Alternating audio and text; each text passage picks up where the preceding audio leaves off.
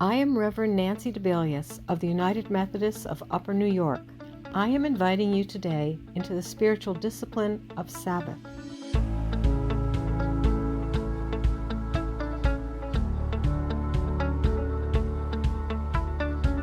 Hear the invitation in these words from the Gospel according to Matthew. I'm reading from Eugene Peterson's The Message, chapter 11, verses 28 through 30. Hear these words of Jesus. Are you tired, worn out, burned out on religion? Come to me. Get away with me and you'll recover your life. I'll show you how to take a real rest. Walk with me and work with me. Watch how I do it. Learn the unforced rhythms of grace. I won't lay anything heavy or ill-fitting on you.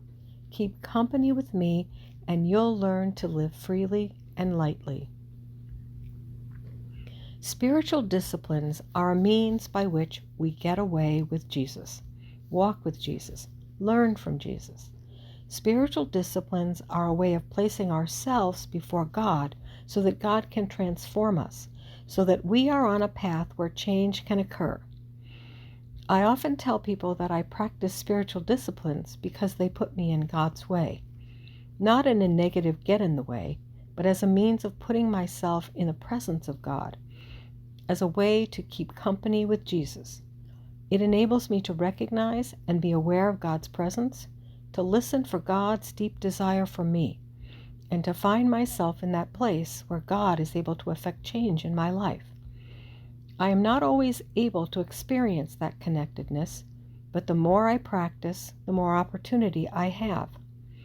I appreciate that the word discipline often has a negative connotation in our present culture, but its basic meaning is to train by instruction and exercise.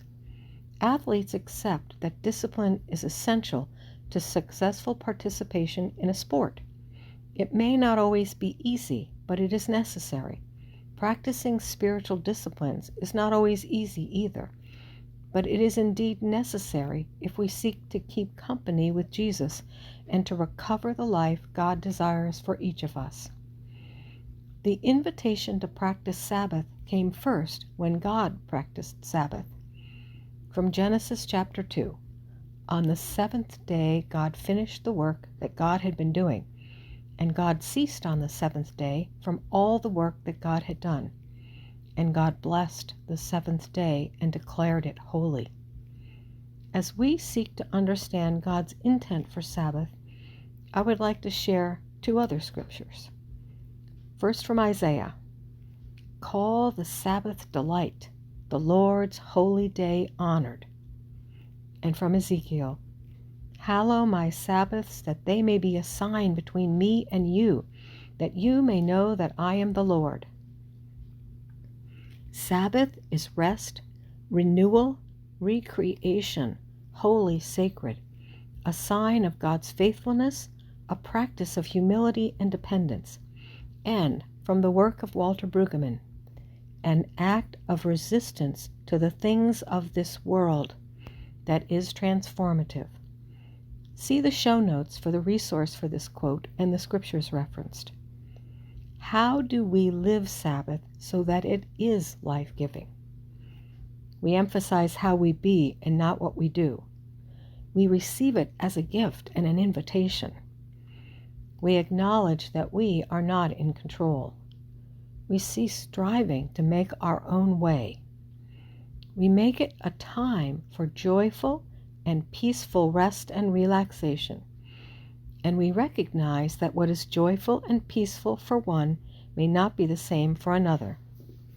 We see it as a way of honoring who we are and whose we are. We see it as an affirmation of our faith and our identity as God's. We find delight.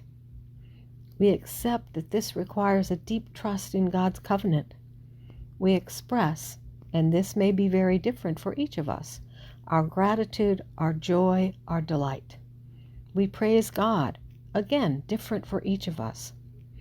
It is a spiritual practice of connecting with God, of sitting in God's presence, of being in relationship with God, of deep listening for God's invitation for our lives.